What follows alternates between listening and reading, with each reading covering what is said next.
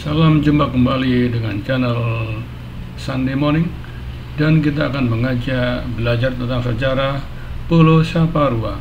Namun sebelumnya saya mengajak supaya bisa pencet tombol like, subscribe, dan pencet tanda bel. Baiklah, tanpa berlama-lama, kita akan belajar tentang sejarah Saparua.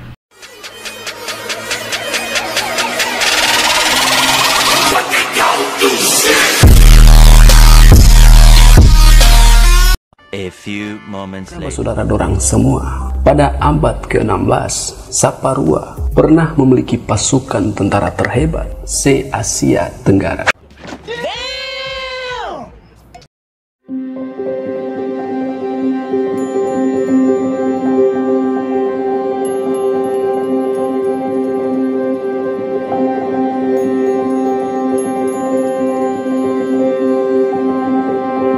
Bangsa luar yang pertama ke Saparua adalah orang-orang Kaukasus, yakni Armenia dan Georgia. Hampir di seluruh Indonesia, mereka mendirikan Waprit atau Espiritu Pampa. Bangunan ini mereka dirikan sekitar 10 Masehi.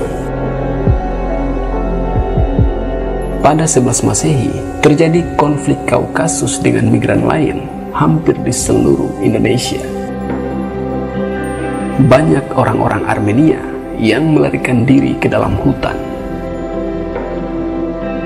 Tampaknya Armenia yang di Saparua bertahan di timur kawasan Sirisori di puncak Salaku. Tulis Ridwan Saidi dalam buku Flashback Pancasila. Tinjauan historis terbentuknya nilai-nilai dasar bernegara sejak era kerajaan 13 Masehi. Ridwan Saidi atau yang akrab disapa Babe ini mengatakan bahwa Saparua pernah memiliki tentara yang tangguh. Beliau menyebutkan bahwa ketangguhan tentara Saparua bahkan yang terhebat di Asia Tenggara pada tahun 1540 sampai dengan tahun 1550. Saya ingin singgung juga Saparua. Saparua itu bukan kerajaan. Dia adalah zona ekonomi, tapi tentaranya terhebat di Asia Tenggara, ungkap Babe Ridwan dalam wawancara bersama Vasco Russeini dalam sebuah video yang diunggah di kanal YouTube Macan Idealis dengan judul Gokil, Kerajaan di Indonesia Dahulu Kala Sangat Disegani di Mata Dunia. Saya ingin singgung juga Saparua. Saparua, oke. Saparua itu bukan kerajaan, dia adalah zona ekonomi. Tapi tentaranya terhebat di Asia Tenggara. Di Asia Tenggara? Iya. Pada masa 1540, 1550, era yang lagi kita cerita. Babe Ridwan menjelaskan, dibandingkan kerajaan Mataram, Saparua memiliki serdadu yang sangat kuat di laut pada zaman itu, sedangkan Mataram menguasai darat. Kehebatan tentara Saparua, lanjut Babe, bahkan tidak bisa disandingkan dengan Cina saat itu. Serdadunya kuat. Sama Mataram? Kalau untuk urusan perang ya, karena dia kan, kalau Mataram kan main darat, ini kan main laut. Oh, ini pelabuhan kapal-kapal besar, banyak ya? Hebat armadanya ya. Oh, hebat punya, ya kan? Iya. Itu waktu Cina belum ada apa-apanya. Cina nggak ada apa-apanya, Be? Nggak ada apa-apanya. Sama Saparua? Sama Saparua kagak ada apa-apanya. Oh, yang dibikin kocak-kacir, Be? Iya, jangan salah. Babe Ridwan menuturkan, seperti yang diriwayatkan Ferdinand Mendes Pinto, kalau ada kerajaan-kerajaan Indo-Cina saling bertikai, seperti Champa melawan Khmer, Khmer melawan Siam, atau Siam melawan Laos. Saat itu, masing-masing kerajaan itu minta bantuannya ke Saparua untuk diamankan. Damaikanlah negeri kami, tentramkanlah negeri kami. Lantas Saparua mengirim pasukan ke sana. Apakah ini ada dalam kitab sejarah yang diajarkan kepada murid di Indonesia? Kagak ada. Itulah saya terpanggil untuk menyampaikan ini semua, bahwa Indonesia negara hebat, dipandang betul di ASEAN. Jadi oleh Ferdinand Mendes Pinto dikatakan, kalau ada kerajaan-kerajaan Indo-Cina saling bertikai, apa Champa melawan Khmer, apa Khmer melawan Siam, apa Siam melawan Laos, ya kan? itu mereka masing-masing minta tolongnya ke Saparua. Damaikanlah negeri kami, tentramkanlah negeri kami. Lantas Saparua mengirim pasukan ke sana.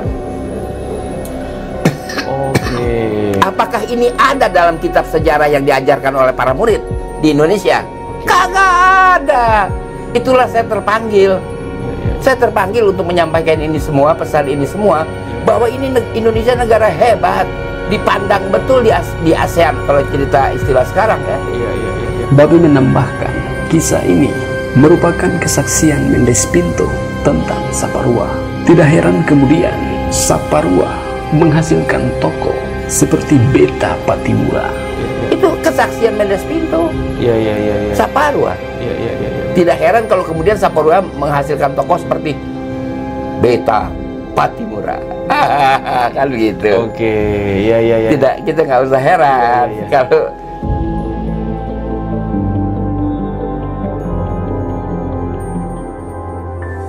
dalam wawancara di awal tadi, Babe Ridwan menyebutkan di Saparua tidak ada kerajaan.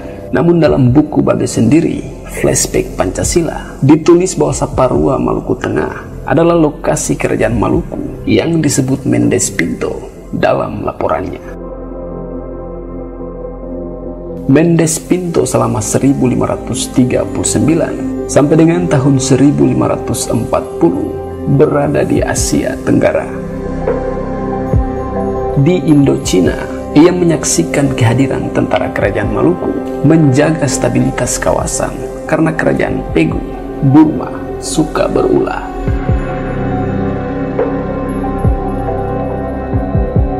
Kehadiran tentara kerajaan Maluku atas permintaan kerajaan-kerajaan di Indochina.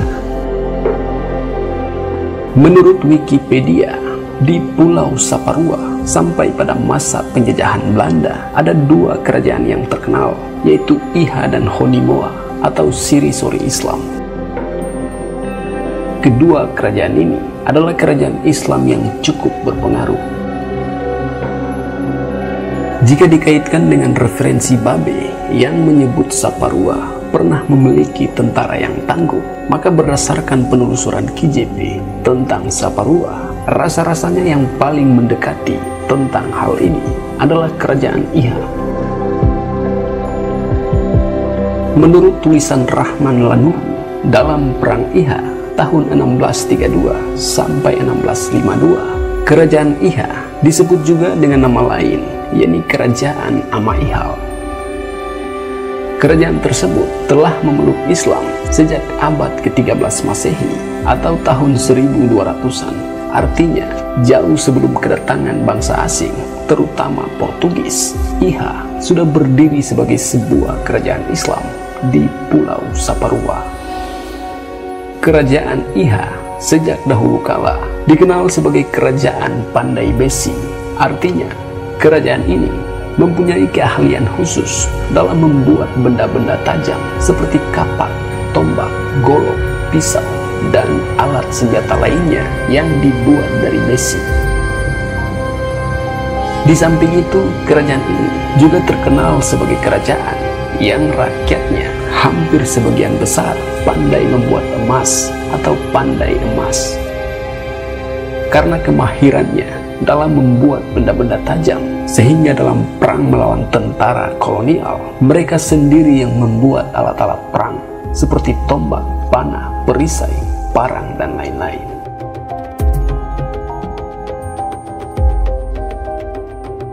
Ketangguhan kerajaan Iha terbukti dengan adanya Perang Iha pertama saat datangnya bangsa Portugis ke Maluku, hingga puncaknya terjadi pada tahun 1570.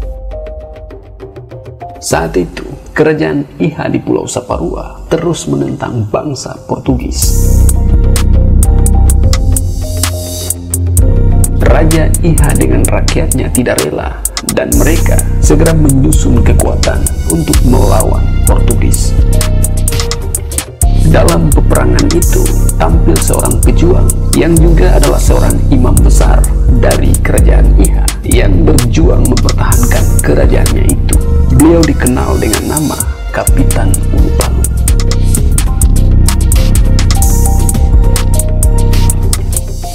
pertempuran dimulai dari ujung utara Jazirah Hatawano dengan tiada henti-hentinya.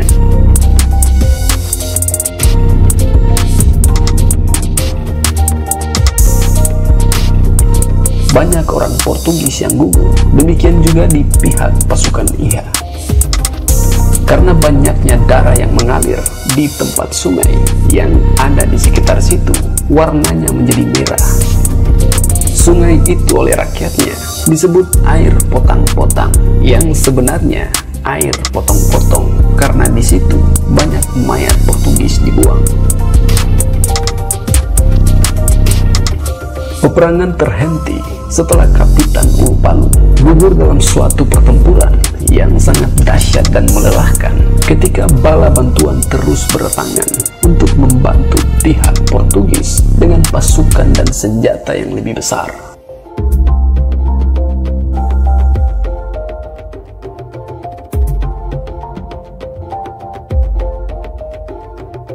Para rakyat kerajaan Iha yang dipimpin oleh Kapitan Ulupalu telah memperlihatkan sikap kepahlawanannya.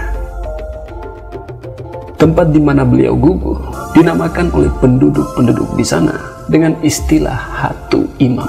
Dan untuk mengenang jasa-jasa kepahlawanannya, ibu kota kerajaan Iha dinamakan Ama Iha Ulupalu.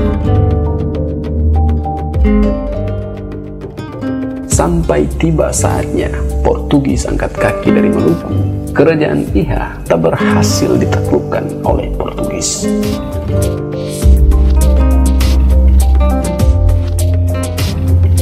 Kembali ke referensi Babe yang menyebutkan ketangguhan tentara Saparua terhebat di Asia Tenggara. Apakah yang dimaksud tentara tangguh oleh Babe adalah Iha atau tentara tangguh yang mana? Tentaranya terhebat di Asia Tenggara. Di Asia Tenggara? Iya. Pada masa 1540? Pada 1540, 1550, era yang lagi kita cerita. Oke. Serdarunya kuat. Sama Mataram?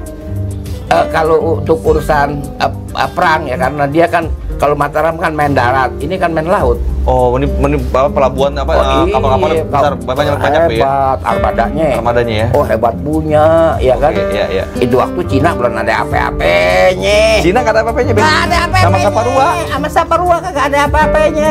Oh, yang dibikin kocak kacir, Be? Iya, jangan salah.